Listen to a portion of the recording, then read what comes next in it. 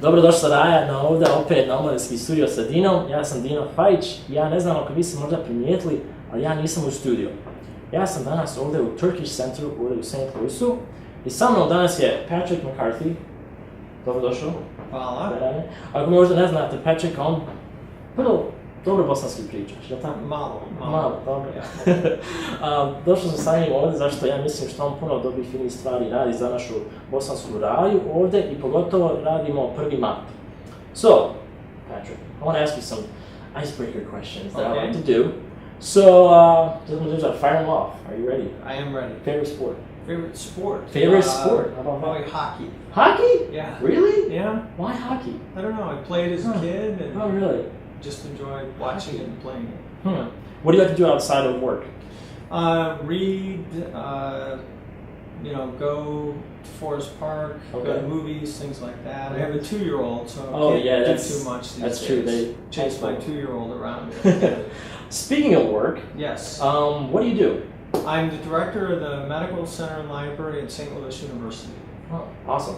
And as I was saying earlier, Patrick is really involved within the Bosnian community, and I really, you kind of idol to me really because there's not a lot of Americans that are involved in what you do, and I really like what you do, and I really appreciate it. And please explain, especially when I met you first at Fampa University for the Bosnian project, if you can explain us what kind of project that was about, actually. Yeah, that was an effort to look at what does it mean to be Bosnian 20 years after the war. One of the things that happened in the course of the war was some people tried to have Bosnians reduced to categories of separateness. So to say that people should only be with their group, Bosnian Muslims should be separate, Bosnian Serbs should be separate, Bosnian Croats should be separate.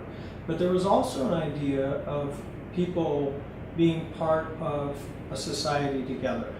And that everyone who was from Bosnia and Herzegovina could say that they were a citizen with no more rights or no less rights than anyone else. And that was a very long tradition, as you know, in Bosnia and Herzegovina. We wanted to recapture that idea and talk about how the aims of the war of systematically trying to separate people from living together, living a common life, how that idea was still something that was important in terms of the future, in terms of the present, not just for Bosnia and Herzegovina itself, but for communities like St. Louis where we have so many Bosnians.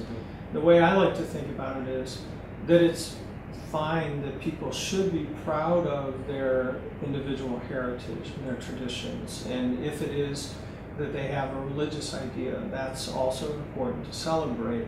But there also has to be a common ground where people can be part of a community and part of an idea of being Bosnian. So we had a writer, Alexander Heyman, who is originally from Sarajevo, who came and spoke. We have had a professor who now teaches in Canada, a woman named Amila Butarovic.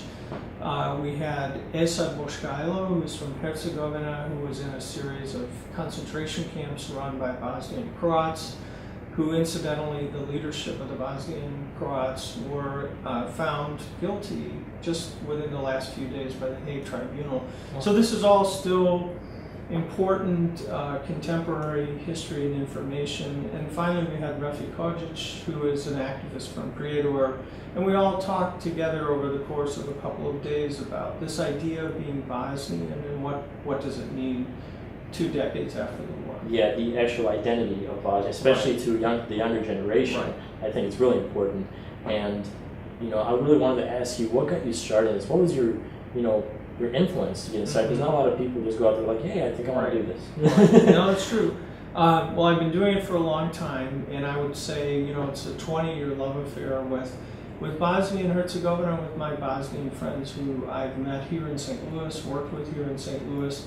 But I also went to Sarajevo during the war in 1994. I was invited to join a delegation of people who were going to Sarajevo, then under siege, and we went from Croatia over through Herzegovina on a bus as part of a convoy, got close to the city of Sarajevo, were on the outskirts in a town called Hrasnica, where there had been a tunnel that was dug underneath the Sarajevo airport. So the last part of that trip was to go through a tunnel to try to be a presence in Sarajevo of support to people who were facing those siege conditions, to report back when we came back about what we found in Sarajevo. And I have to say, what we found was part of what has motivated me for so long, which was, even though people were deprived of the basics of reliable sources of electricity, gas to heat their homes, food, water, and they were, on top of all those things, faced with snipers, with shelling that was, over the course of the 3.5 years of siege in Sarajevo, 10,000 people of all backgrounds, all Bosnians, were slaughtered in that process. And I felt like there was something very important at stake, that when people are killed in a way that's indiscriminate, that is an attack on our collective and common humanity, and that we had to do something to respond. So I feel a very special connection with Sarajevo as a city, with a symbol that it represents to me of courage under fire, of people's persistent commitment to these ideals that we talked about before. What does it mean to live together as a common people, even though we're different, that we find ways that we can cooperate and we can live together. So that sparked then a lot of interest in continuing to work with refugees who are coming to St. Louis, to work with some students that we found scholarship placements for, and to do a number of different projects like the one that we had recently in Farmtown. Very much. Do you like Bosnian food? I love Bosnian food. I was at barracks right before this meeting and had nice burek and salad, and so I'm happy. What is your favorite? Probably cevapcici. Cevapcici? Yeah. Oh yeah. You can't go wrong with that. I agree. You know, I like computer shop. Yeah. Yeah. I take that whole thing. Yes. Yeah. It's great. I want to ask you also about this Prvi Mart project that I think everybody should be involved. Not just Bosnians in Bosnia, but every Bosnian all over the world, really. And something that I want to be part of, and I think a lot of the younger generation here should be part of. If you could please explain to us what exactly Prvi Mart is. It's a very simple idea, and Prvi Mart refers to that date in 1992 when Bosnians were asked to come together to make a decision about their collective future. Would they stay as part of Yugoslavia, or, as was the case, that Bosnians voted, those who took part voted, that Bosnia and Herzegovina would become a sovereign, independent state. So we're going back to that idea where the electoral process should be used to determine the future for Bosnians, all Bosnians, regardless of background. As the war ended, as you know, the country was separated into two different entities.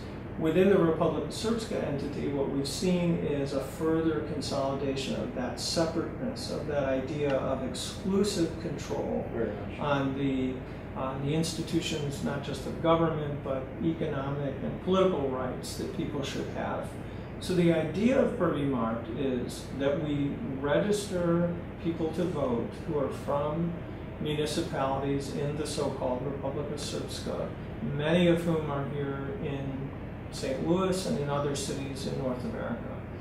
We want to make sure that people are registered to vote, and that when the national elections are held in October of 2014, that we mobilize people to vote for a unified list of candidates.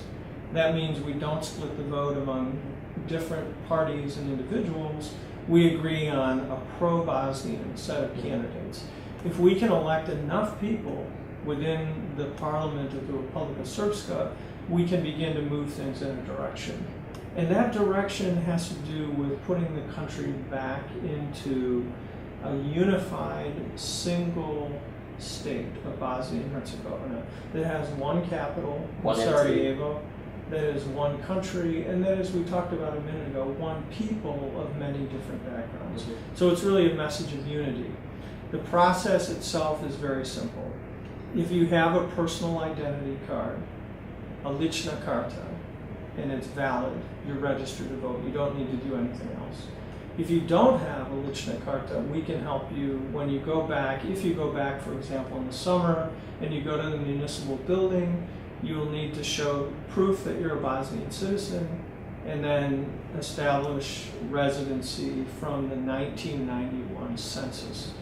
The goal is, again, just to get yourself registered to take part in the election, and we're meeting here in St. Louis. This initiative and this idea has a track record of success.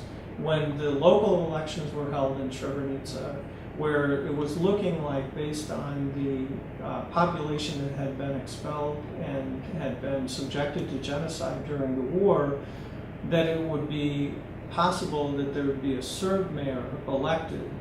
Our friends who are organizing this effort, people like Emir Sujevic and others, organized enough people to go back to Srebrenica to get themselves registered to vote, and they did, and they voted, and they elected Chamil Durakovic, who's now the mayor in Srebrenica.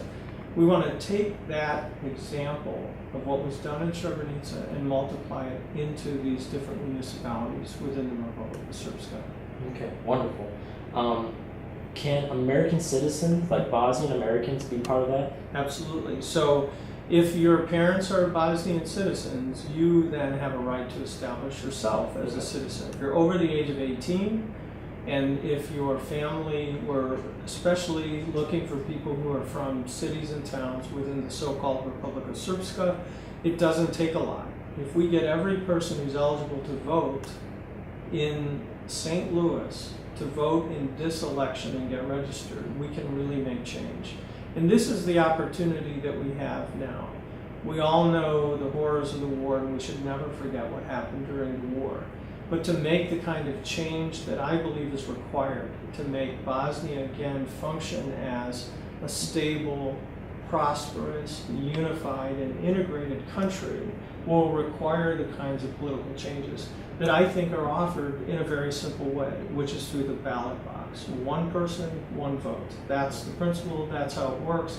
And it's people's right to vote and to determine the future of Bosnia and Herzegovina. Even if you're never planning to go back, even if you're never going to have a future there for yourself, you may own property there, and it's important to guarantee your rights for that reason. But it's also important in principle that those who pushed people out, who expelled them and deported them, they shouldn't have the right to determine the future for the entire country. And this is a way to resist that idea of separating people and to do something in a positive way that's nonviolent, that doesn't require a reigniting of the conflict in the war, but also to say people have a right to determine their own future, including political participation. Patrick, how is the way that people can be a part of this, the people that are watching right now? Is there a website or any kind of way that people can outreach to that? Yeah, there's a Prvi Mart website, and if you just search Prvi Mart on Google, you'll find information in Bosnian language about what's required to register. But it's very simple. If you have a personal ID card, a lična karta, you're already registered. If you would like to become involved in our efforts here, we're meeting at the Turkish Center every other Monday evening at 7 p.m. You can get in touch with me or Akif Sogo, who is one of our organizers here, and maybe we can share as part of this program some of the contact information for that effort. We'll do that. We'll put out some information out there so people can reach out to the program if they want to help out, or if they just want to, maybe be part of it and do some more. No, it'd be great. And thank you so much for everything that you do. And, You're welcome. My pleasure. Thank you. And hvala. Molim, nema na čemu. Alright, vidimo se poslije sljedeći put. To je bio to. Ćao.